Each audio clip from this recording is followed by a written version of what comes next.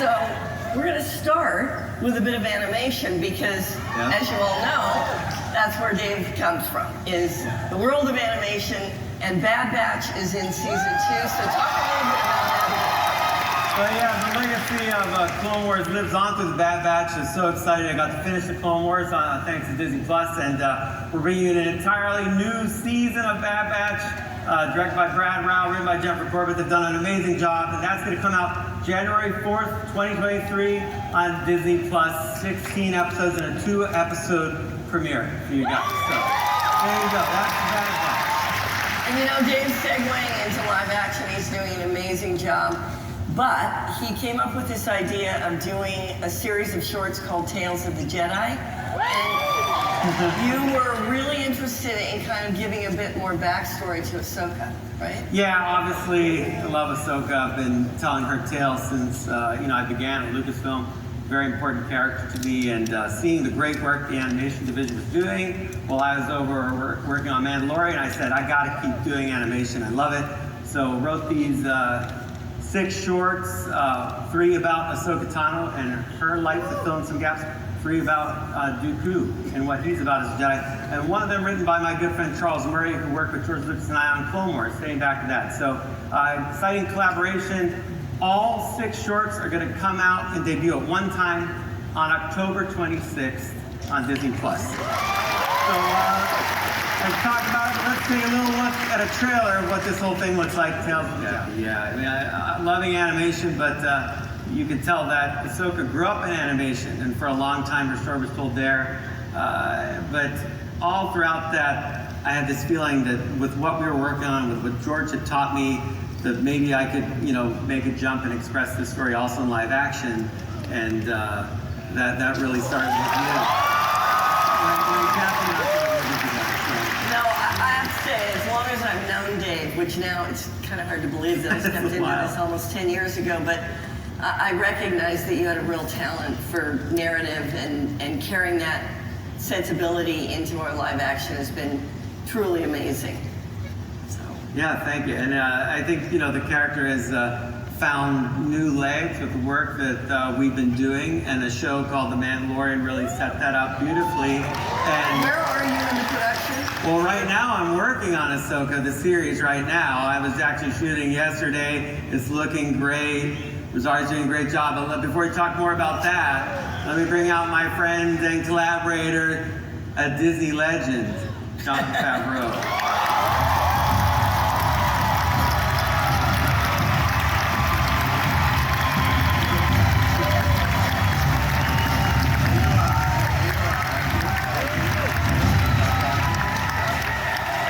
Hello, D23. It's great to be back here. Been a few years. So we were talking about Ahsoka and just getting kind of caught up on where we are in that production. And I know you're in post, which we'll get into what you're working on right now too. But let's talk a little bit more about Ahsoka and how that came to be. Well, last time we were here, if you remember, it was before Disney Plus even launched. So we hadn't even aired Mandalorian yet. And since then we've aired 2 seasons. And in the second season, we were able to bring in a character that, as Dave had mentioned, he had been thinking about doing in live action all the way back to when he was collaborating with George on Clone Wars and on Rebels. So the idea of introducing her through the show was a way for us to see if the audience wanted to see this character and to see who we could cast, and that process and the response from that process when we brought Rosario to the screen made us feel confident, and Kathy gave us the opportunity to go ahead and make this series. And I get to be down there on the set with Dave right here in California, and it's remarkable what they're able to accomplish and all the knowledge that Dave has brought from all the work he's done, all the lore he's developed over a decade. And seeing that come to life in such vivid detail, with such attention to detail and authenticity, and then to see, of course, the lightsaber battles come to light. I don't know if you're talking about that yet, but it's amazing. It's amazing action, and it's just been a treat for me. And it's also great to see Dave be able to come with everything that he's done in his transition, as Kathy said, from animation to live action, and just hitting the top of his game and his stride at the moment when this magnum opus of his is coming to the screen has been a remarkable thing to be a part of. I'm very grateful. Thanks, Steve. Thanks. And other people collaborate with me on Star Wars, and we have lots of great directors coming through and working with us because, and honestly, that what Dave mentioned is quite true. The one thing we all have in common is we really want to be working on Star Wars. And so if people are into it, they're excited by it, and there are some people, for the life of me, I don't understand why, might not be as interested. But when you find those people who are super into Star Wars, their eyes start to light up on the prospect of actually being able to make some. And so when I was working on Spider-Man, I've been lucky enough to be an actor in the 3 latest Spider-Man films.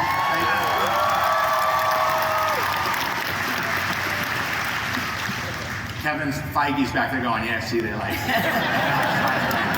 Spider-Man. Very good. But when I was working with John Watts, and I happened to mention to him the last time I was there that I'm working on it and how much fun it is, and would he ever want to collaborate, thinking maybe he might direct an episode or something. And he said, oh, no, we have a really fully formed idea for what we would want to do in Star Wars. And thanks to Disney Plus, thanks to the amount of programming that Kathy and Lucasfilm were able to bring to you all, there was an opportunity to incubate and then actually go ahead and start filming this series. So I'm going to bring out, actually, Kathy, I think you're going to introduce our friend. Who you're talking about, you mean? Yes, Mr. John Watts. Yeah. It's John Watts and Chris Ford. Yeah. Come on out, you guys.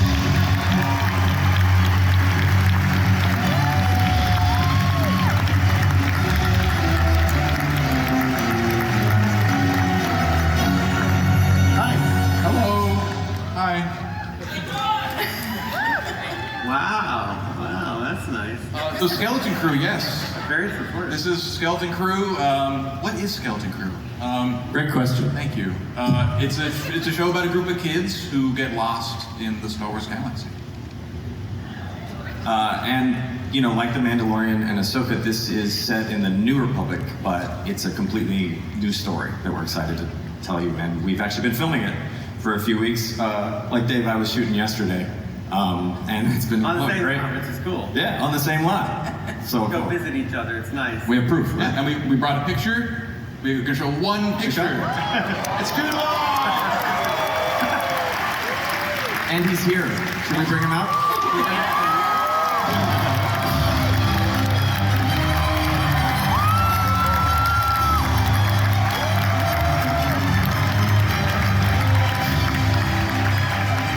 Hello, everyone. How are you? D23. I got such a warm reception yesterday, but today, for Star Wars, my goodness, I can't quite believe I'm a part of this universe, this galaxy, this world. So thank you all so much for having me. It's very, very good to be here, and great to be here with you guys. Yes, and now you have to get back to work. And so do we. And so do we. That's it, but you know, someday, soon, we will, be able to show you this show on Disney Plus. So that's all for us. Thanks, everyone. That's all we got. I gotta say, those guys are downplaying things a bit. They are doing such a phenomenal job. It is going to be a great show. Yeah, so we do, and it's pretty cool because last time we were here, nobody saw the show yet. Nobody knew about the character. Some of you called Grogu, some called Baby Yoda, some called the child.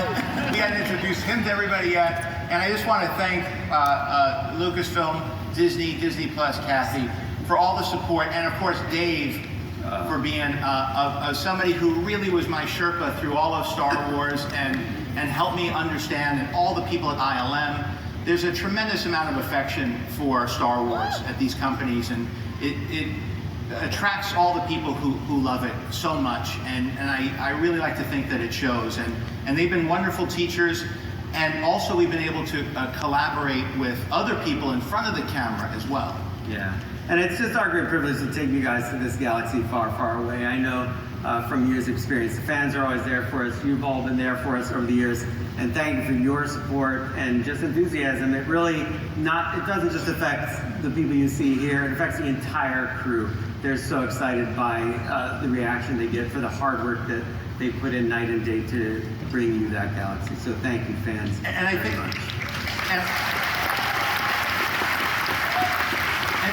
and it's your support that really allows all of us to continue to do what we do, and to have people who come and play within the Star Wars universe to want to come back and to continue to collaborate. And so I'd like to introduce one of our executive producers, our fellow executive producer on season 3 from The Mandalorian. He's somebody who's been with us since season 1, and he directed the 2nd episode and the 6th episode, and several that you've known. But Dave shot the first one. This guy shot the next one. He's been with us ever since. Mr. Rick Famuyiwa. Rick.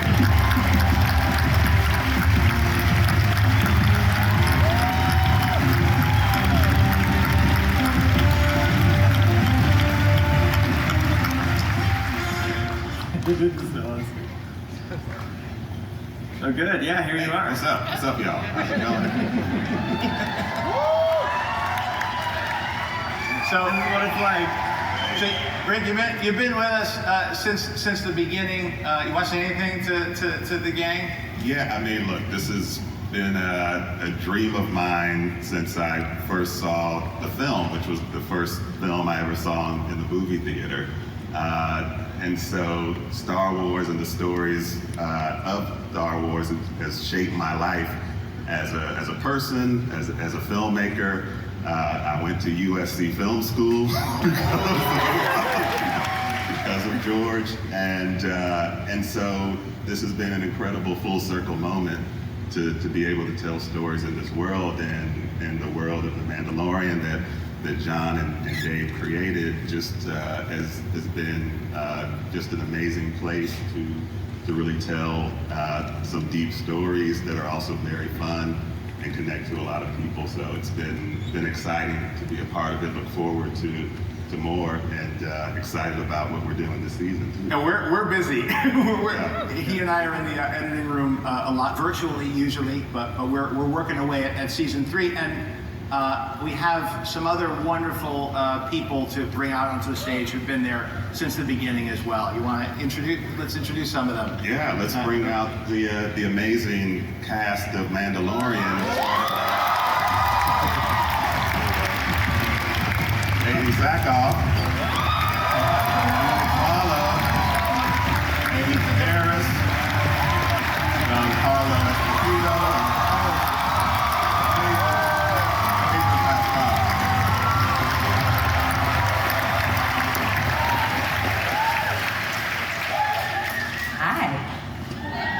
Hi, everybody. So let's start with Pedro.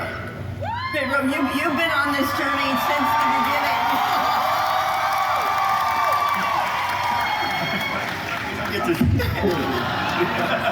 Until we came out on stage. How are you? Good. Get down the armor. All hugs. Okay. People are panicking everywhere. Nobody gets to see anybody anymore, so. Well, they're in helmets, so it's hard. Dave, I don't want to hug you. That's okay, Katie. We are back. That's okay. Force We hug. Okay. We hug. So there's no refresh. Here we go. All right, we'll Just go like back we to rehearsed that it. question. Yeah, where are we going?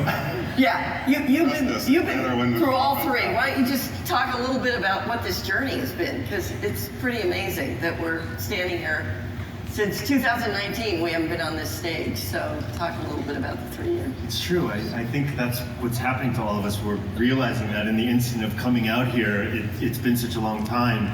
And our central nervous systems are like, oh my God.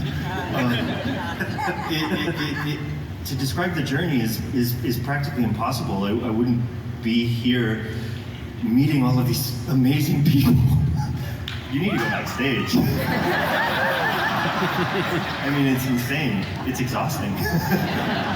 And to be in this kind of company that some that have been there from the beginning and that continue to emerge. And I'm going to just stop talking because I want to make it about You're doing great. everybody else.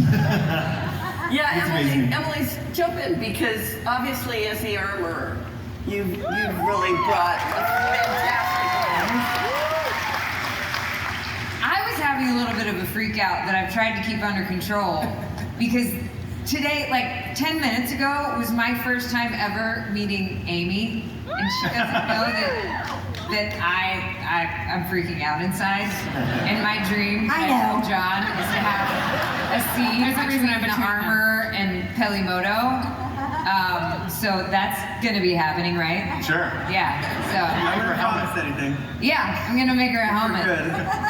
But I think I was asked how is it that I convey authority without ever taking off my helmet, and I think that it's probably because I never take off my helmet, quite frankly, and it's also definitely because of good editing. Because especially when we were first, Dave and I were just talking a little while ago about those first few episodes when we were trying to find the language of these characters, and Pedro knows this, when we were all helmeted and we were moving around in this new territory and these new sets, and trying to see, especially through the frame of a camera, you know, when you're only seeing part of this character's body, you're not seeing the whole body.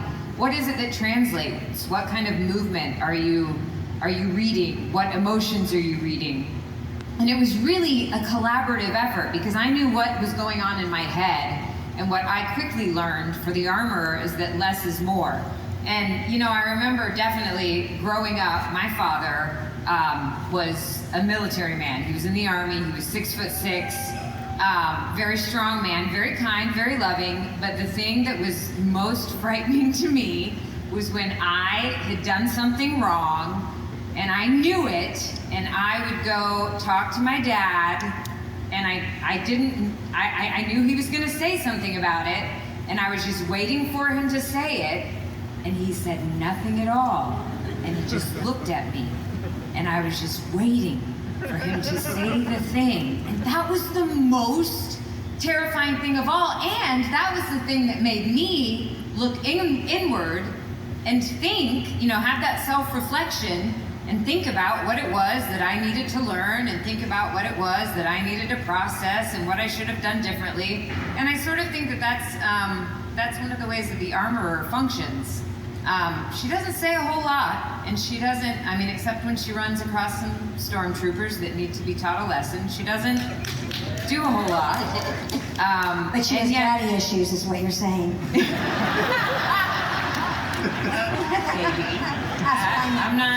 I'm not saying anything. Less is more. Less is more. So Emily, I can see that you're making up for lost time with being silent. We're going to shift to Giancarlo. Tell us where we left off with the story, so that we can kind of get everybody up to speed as we start to approach. Looking at, I mean, like she asked me a question or something. We're looking past. Oh, okay, go. Well, I'll first say, don't get scared. Hey,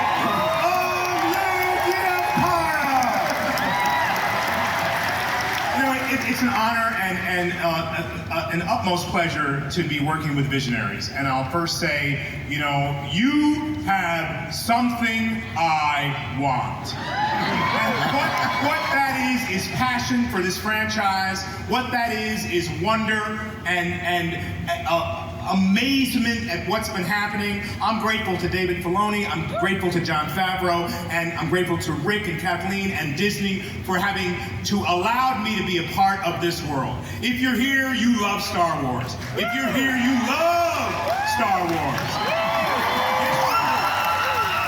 Why do you love it? You ever thought about it? Great storytelling, great action, great characters who are involved in something that is real for a purpose. It is the hero and the heroine's journey that matters. It is that you can see yourselves in the armorer. You can see yourselves in Mando.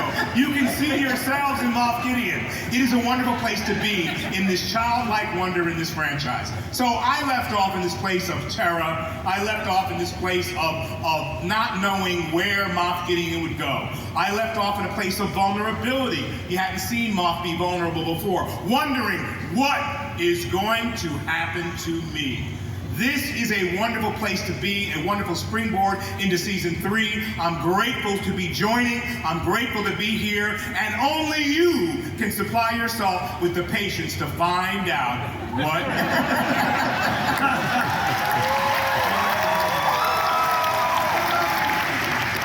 So Amy, you were noticing that there was an opportunity here to tell us a little bit about Paley, because I have to say I think everybody would agree that every time you're on screen, everybody's laughing.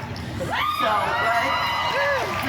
So tell us a little bit about how fun that character is. Oh, they're laughing because I memorize the lines, that's why. I don't know what I'm saying. All I'm thinking about are the lines. There's no levels, there's nothing. It's no eyebrows, a mullet, an uncomfortable costume, and all I'm thinking about are the lines. And then I have a question or I improvise, and they're like, oh, Amy, they wouldn't say that in space. And I'm like, okay. Would they say grandpa? They're like, yeah, they'd say grandpa in space. You can say grandpa. when David and John explain the scene to me, it still doesn't make any sense. And they're like, it doesn't matter. They're looking at the spaceship behind you anyway. And I'm like, how did I memorize all this stuff? So I'm getting laughs, and I don't even know why I'm getting the laugh. But you work on sand, and the sand kicks up in your eyes, so you can't really wear contact lenses. Any question?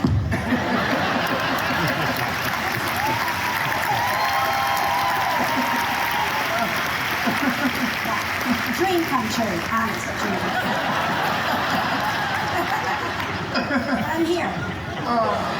So Katie, your character is emerging even bigger than we can imagine as this next season approaches. I know you can't say a lot, but say what you can. Wow. I've gotten really good at standing here and going like this.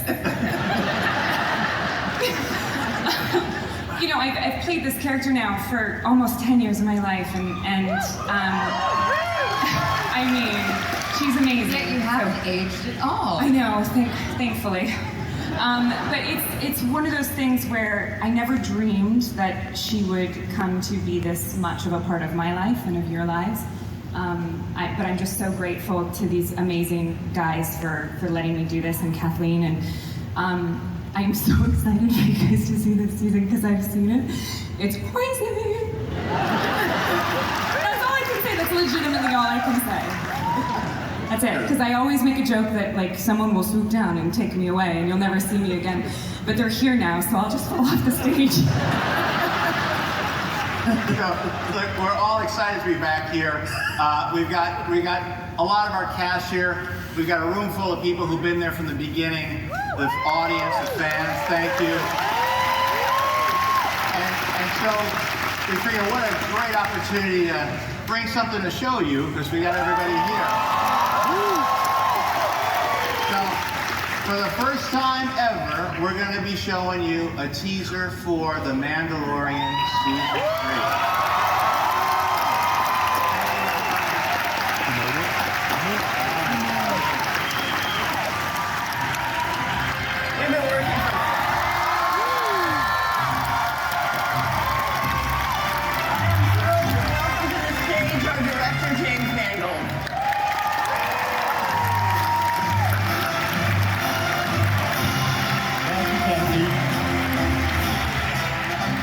It's incredible to be here at D23 and look out at all these fans of Indiana Jones, of all the other Lucasfilm and Disney projects.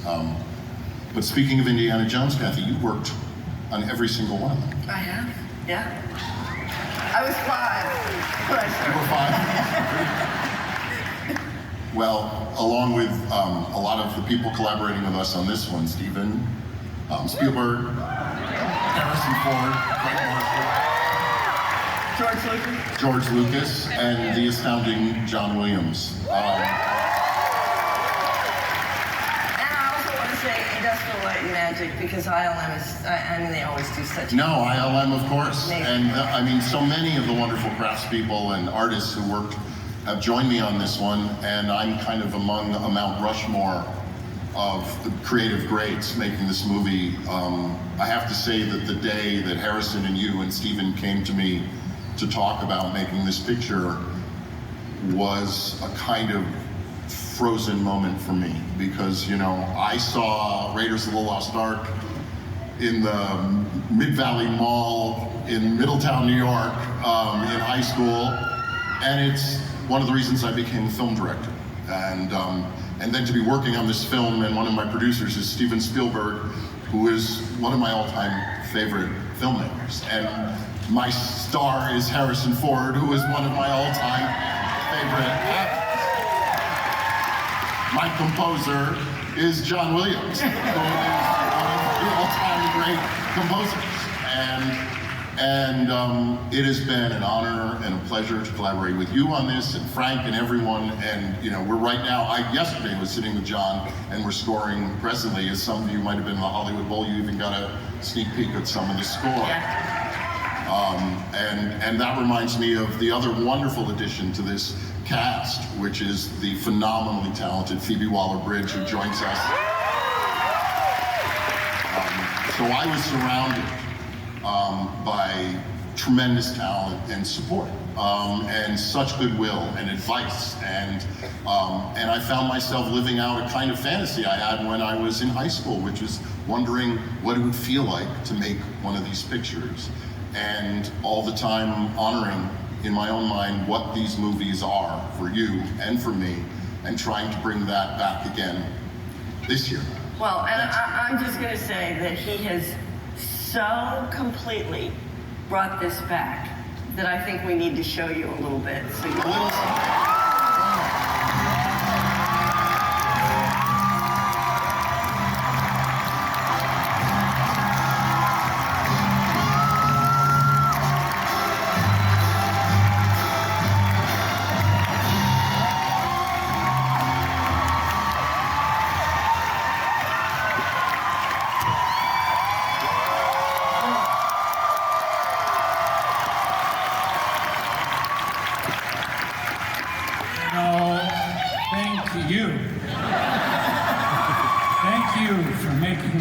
Films such an incredible experience for all of us, giving the opportunity to us to make these films for you.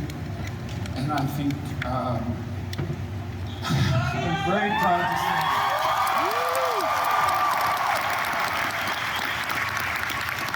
I'm very proud to say that this one is fantastic. And this is one of the reasons. Indiana Jones movies are about mystery and adventure, but they're also about heart. And really happy.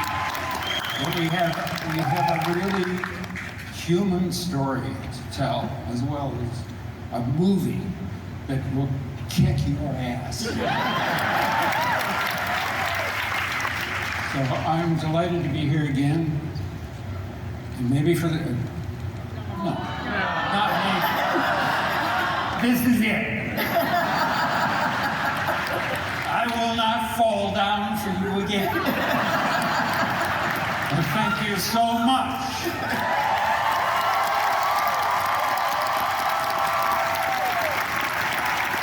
Thank you to Michael for picking up the pieces and making a spectacular film. Thank you. You know, one thing I want to say is when Harrison and I first started talking about what we're going to do with this movie, the three words that kept coming to our mind were Phoebe Waller-Bridge. And so we had an idea about how to create a really great foil for him in this adventure. And I have to say, it's one of the, I can't wait for you to see the picture, because both of these guys are incredible, and I hope, Phoebe, you had a good time making this. I had the time of my life making this movie. I feel so incredibly lucky to be working with you legends, and keeping up with this guy is exhausting. we got to do so many unbelievable things together and chase each other around the most incredible places. And I really, these films mean a lot to me as well. And Jim, you have protected and brought back everything that everybody loves and needs from these films, and then brought this extra other sparkle that's just purely you. So thank you so much for having me involved, and I cannot wait for you guys to see it because it's just fun. Thank you, everybody. We are going to see you